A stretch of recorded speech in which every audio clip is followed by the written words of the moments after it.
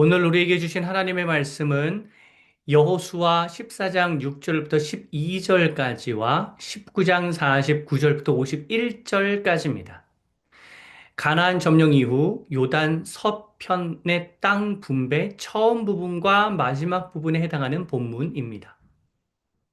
하나님이 약속하신 가나안을 정탐한 결과를 12지파의 대표가 보고하는 자리에서 긍정과 확신의 답변을 한 지파의 인물은 유다 지파의 갈렙과 에브라임 지파의 여호수아 단 두 명뿐이었습니다. 사실 정탐의 이유는 가나안 점령의 가부를 묻기 위함이 아니라 이미 점령은 결정되었고 전략 수립을 위함이었습니다. 따라서 정탐하면서 주눅이 들고 두려움에 휩싸인, 그러니까 유다와 에브라임을 제외한 나머지 열 지파의 대표와 부정적 관점으로 각 지파의 사람들에게 정탐의 결과를 전하여 그의 영향을 받은 이스라엘의 가장 큰 문제는 하나님 불신이라고 할 수 있습니다. 하나님이 주시기로 한 가나안 땅에 들어갈 능력이 없다는 고백은 이스라엘의 능력에 대한 철저한 자기 객관화가 아니라 하나님 능력의 과소평가입니다. 100번 양보해서 아직 가나안을 점령해야 할 시기가 아니라는 의도, 나중에 가나안에 와야 한다는 뜻이었다고 주장하는 분들에게 하고 싶은 말은, 그렇다고 하더라도 그렇게 부정적인 보고를 내리고 백성들을 선동해서는 안 되었다입니다. 정탐 보고의 결과 이스라엘은 40년 동안 광야 생활을 하게 되어 가나안 진출이 매우 늦춰지면서 출애굽 1세대는 가나안 땅에 들어갈 수 없게 됩니다. 단 끝까지 하나님을 신뢰한 갈렙과 여호수아만 들어갈 수 있게 됩니다. 민수기 14장 30절. 여분네 아들 갈렙과 눈의 아들 여호수아 외에는 내가 맹세하여 너희에게 살게 하리라 한 땅에 결단코 들어가지 못하리라. 이것이 끝이 아닙니다. 갈렙의 유다 지파와 여호수아의 에브라임 지파에게는 가나안 점령 시 원하는 땅 선택이라는 특전이 주어집니다. 신명기 1장 36절. 오직 여분네의 아들 갈렙은 온전히 여호와께 순종하였은즉 그는 그것을 볼 것이요 그가 밟은 땅을 내가 그와 그의 자손에게 주리라 하시고. 38절. 내 앞에 서 있는 눈의 아들 여호수아는 그리로 들어갈 것이니 너는 그를 담대하게 하라. 그가 이스라엘에게 그 땅을 기업으로 차지하게 하리라. 실제로 가나안 땅 분배의 과정을 보면 요단 서편의 경우 여호수아 14장, 15장에 걸쳐서 유다 지파의 땅 분배가 가장 처음으로 이루어지고 직후 16장에 에브라임 지파의 땅 분배 기사가 나옵니다. 사실 민수기와 신명기에 보면 엄정하게 따졌을 때 의문스럽게도 갈렙의 유다 지파에게만 땅 선택의 우선권이 주어집니다. 앞에서 읽은 신명기 1장에 보면 36절에 분명히 갈렙이 밟은 땅을 자손에게 주리라고 합니다.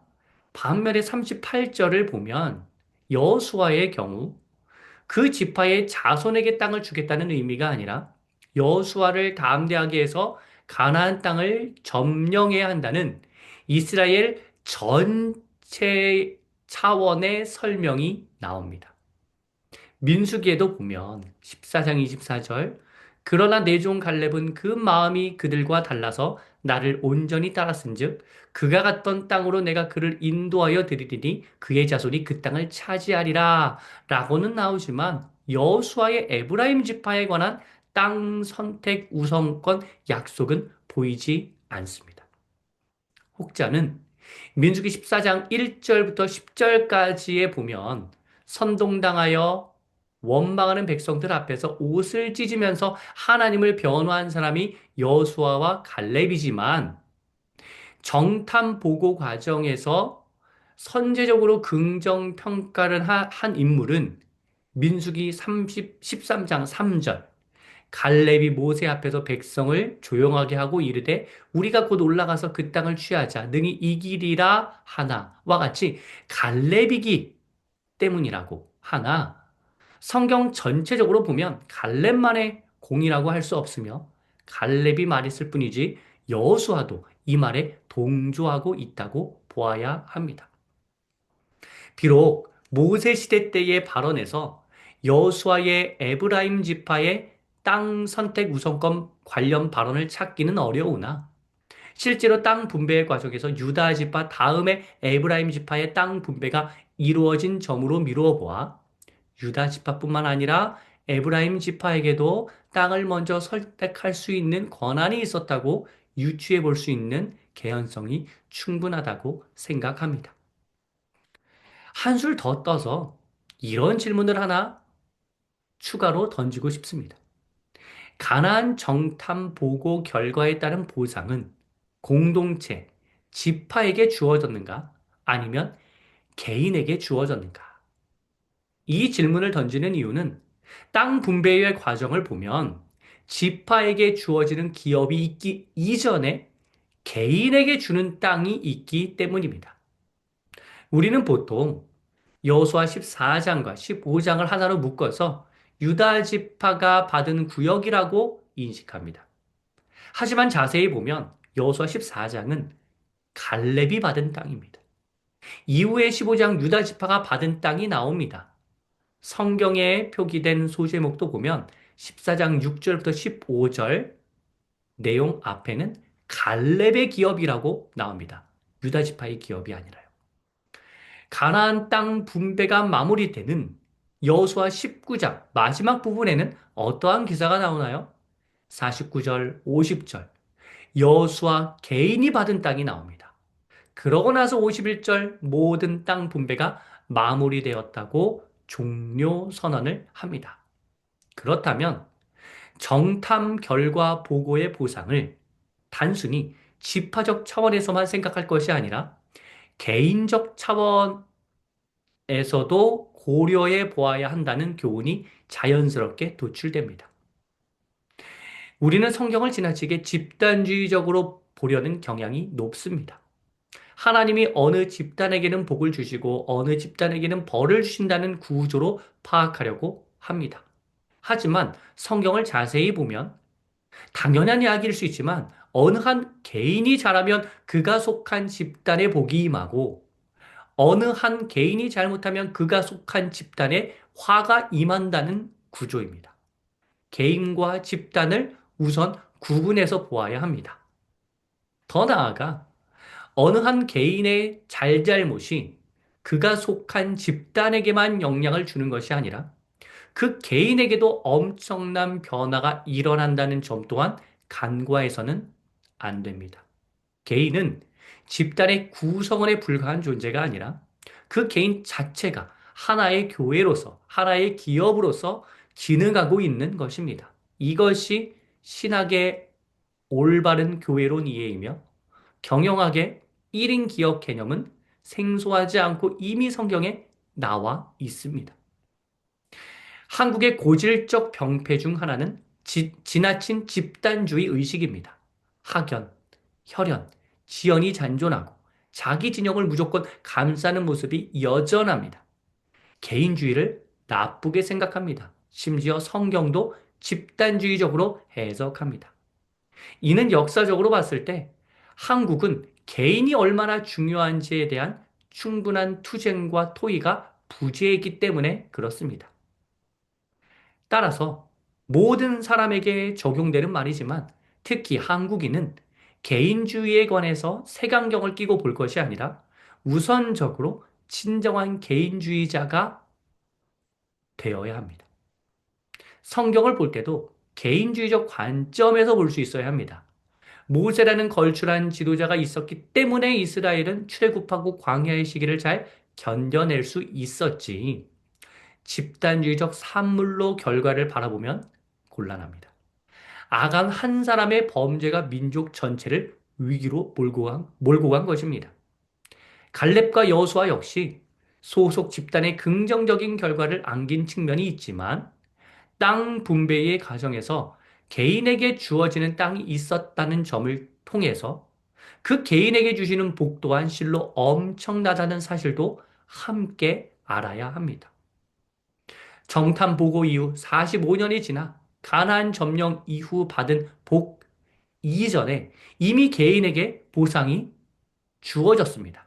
바로 생존이라는 보상입니다.